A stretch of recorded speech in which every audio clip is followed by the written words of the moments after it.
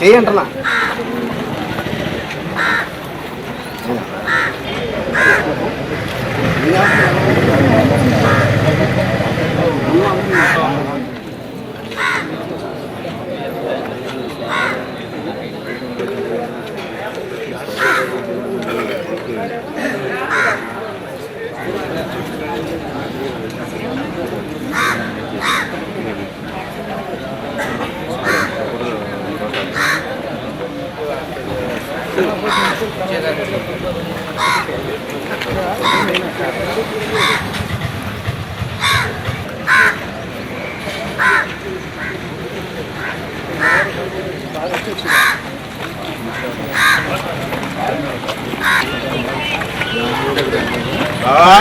బయట ఏదో పెట్టారు, దానికి అక్కడ కింద పెట్టారు.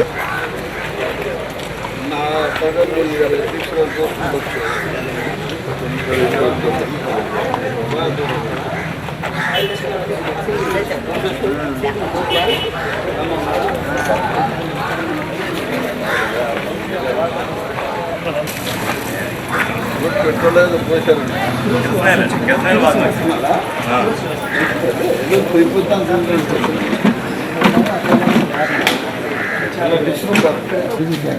అందులో నిన్న లైట్ కూడా పనిచేయలేదండి, వీధి లైట్లు నిన్నే పనిచేయలేదు.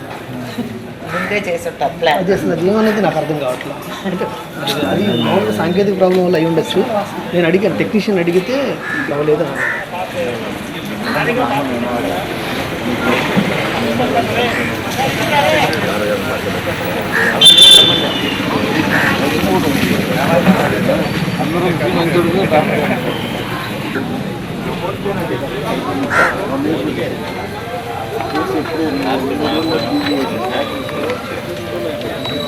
రోజు మామూలుగానే నేను ఇంటికి 9 గంటలకు చేరుకొని మామూలుగా పిల్లలతో భోంచేసి మామూలు పడుకున్నామండి. రాత్రి 1 గంట 10 నిమిషాలు 15 నిమిషాలు అటు సమయంలో మా దగ్గర రాము అని ఇక్కడ ఉంటారండి, ఆయన వచ్చి బిల్లు కొడుతున్నాడు. మనం ఇప్పుడే కదా పార్టీ మారింది, ఈ విషయంలో ఎవరు కొడుతున్నారో ఏంటని డోర్ కూడా తీయలే చాలాసేపు. తీయపోతే తర్వాత ఎక్కువసేపు బిల్లు కొడుతున్నారు. డౌట్ వచ్చి ఇదేదో వేరుగా ఉందని చెప్పి వెనక పక్కన మా నాన్నగారు ఉంటారు, కిటికీ తీసి మా నాన్నగారిని అడిగితే ఆయన చూసి కారు తగలబడుతుంది రా అన్నాడు. వెంటనే కిందకి రాలేపోయే పరిస్థితి.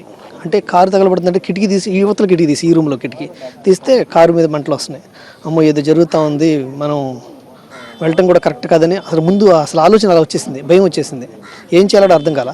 ఈలోగా అందరూ వచ్చి చుట్టుపక్కల మా నాన్న వచ్చి అందరూ లేపాడు. చుట్టుపక్కల లేపినాక అప్పటికి వచ్చేసి నేను కూడా వచ్చి మంటలు అదుపు చేద్దామంటే నీళ్లు రావట్లా, ఎక్కడికి మా ఇంట్లోంచి నీళ్ళు తీసుకొచ్చి మ్యాక్సిమం అదుపు చేసాం. వెంటనే నేను ఫైర్ స్టేషన్ వాళ్ళకన్నా స్టేషన్కి ఫోన్ చేస్తే వాళ్ళు వచ్చారు. అసలు ఈ విధంగా ఏంటంటే ముందు మాలో భయం పెట్టేశారు. మా ఇంట్లో వాళ్ళు ఒకటే మాట, అసలు నువ్వు ఆ పార్టీ వద్దు ఈ పార్టీ వద్దు, సర్పంచ్ పదవి కూడా రాజీనామా చేసి అనే భయానికి వచ్చేసారు. ఆ విధంగా భయపెడదామని వీళ్ళు చేసేదాన్ని. నేను ఒక బీసీ కమ్యూనికేషన్ అయ్యటం వల్ల నన్ను వాళ్ళు ఇప్పటివరకు 3.5 సంవత్సరాలు నేను ఎన్నో టార్చర్ అనుభవించాను.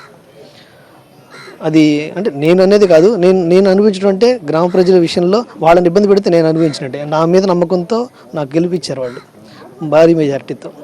అటువంటి విషయాన్ని కూడా వాళ్ళే గెలిపించాము, నా వల్లే గెలిచావు నువ్వు అనే లెక్కలు అనుకున్నారు. అయినా కూడా వాళ్ళకి వాల్యూ ఇచ్చి ఒక్కరోజు కూడా అడుగు ముందుకు వేయకుండా వాళ్ళు అడుగుజాడలో నడుచుకుంటాను వచ్చా. ప్రతి విషయంలో రోడ్లు పెట్టిన రోడ్లు మార్చినా కూడా అయినా సరే ప్రతి విషయంలో కూడా వాళ్ళు చెప్పిందే విన్నా, ఏది చేసినా వాళ్ళదే విన్నా.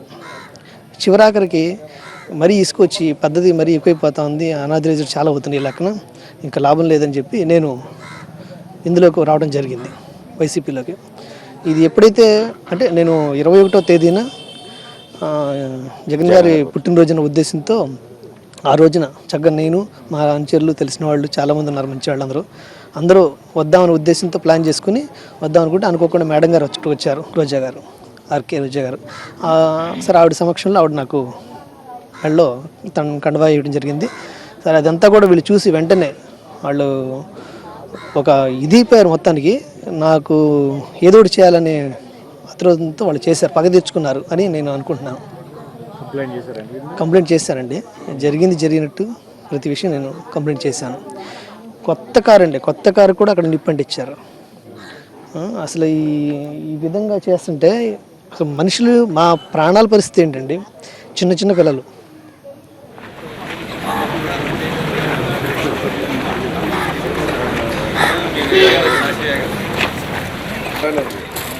షార్ట్ సర్క్యూట్ అనేది పెట్రోల్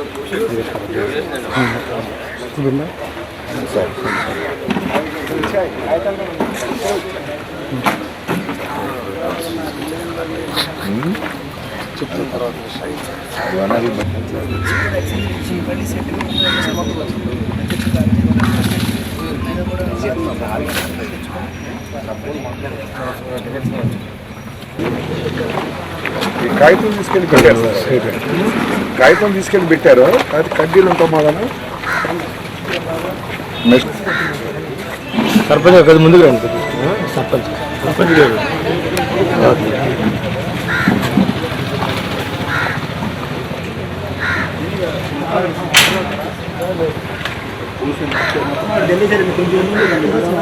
బాగా అక్కడే ఉందా? పార్టీలో చేరాడని అప్పటికి మనం గస్తీ ఏర్పాటు, ఎందుకంటే గ్రామ శివారులో ఉన్నారు కాబట్టి కాస్త గస్తీ ఏర్పాటు చేయమని పోలీసు వారికి చెప్పాం. వాళ్ళు కూడా మనకి ఇది పోలీస్ డిపార్ట్మెంట్ కి ఛాలెంజ్ అయింది. నేను చెప్తున్నాను కదా, మీరు లైట్ తీసుకుని ఎన్ని మామూలు ఏడుకుంటే కనుక ఒక సర్పంచ్ జరిగింది, రేపు మమ్మల్ని కూడా చేస్తారు.